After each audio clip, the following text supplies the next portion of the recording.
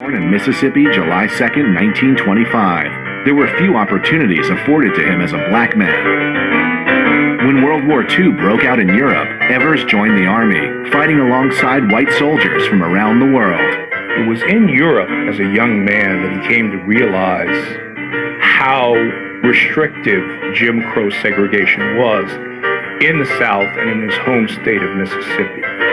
Upon returning home from the war, Evers took advantage of the GI Bill to attend Alcorn College in Mississippi.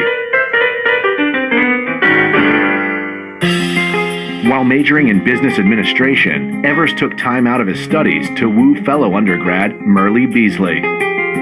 After a year-long courtship, the pair married and started a family in Mississippi that would eventually include 3 children. Inspired by the monumental Brown versus Board of Education decision, Evers quit his stable job as an insurance salesman to put his talents to work for the civil rights movement.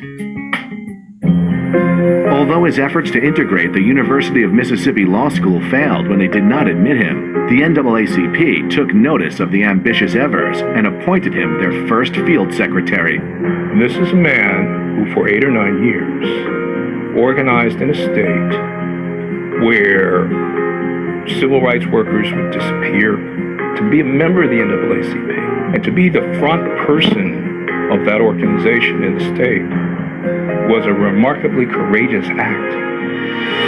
Evers quickly settled into a job of shaking up the establishment. Focusing on crimes against blacks, he set up boycotts against white-owned businesses that practiced discrimination and helped investigate acts of violence, such as the Emmett Till lynching, where a 14-year-old black boy was lynched for just talking to a white woman. Evers' position as a symbol of the civil rights movement solidified with his attempts to get fellow African-American James Meredith admitted to the previously all-white University of Mississippi.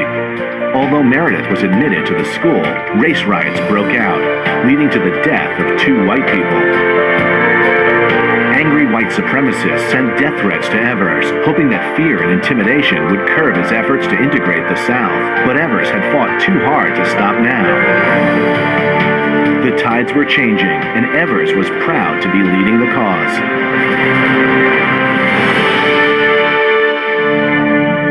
However, Medgar's efforts came to a violent conclusion.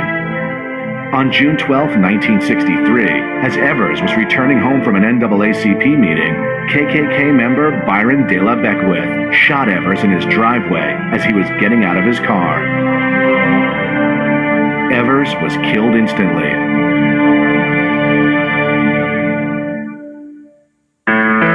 Arrested for the crime, Byron De La Beckwith was tried twice by all-white juries in 1964. Both trials ended with hung juries. In 1994, new evidence from one of Beckwith's prison guards brought him back to the courts for a third and final time. The guard claimed Beckwith bragged about shooting Evers. Convicted after only 6 hours by a mixed-race jury, Beckwith got life in prison. Although only living a short 38 years, Evers' legacy has lived on through the struggle for equal rights.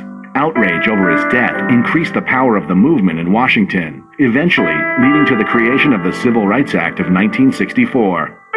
His wife Merle has worked writing books and setting up memorials so that blacks and whites alike will remember his poignant motto, "Violence is not the way."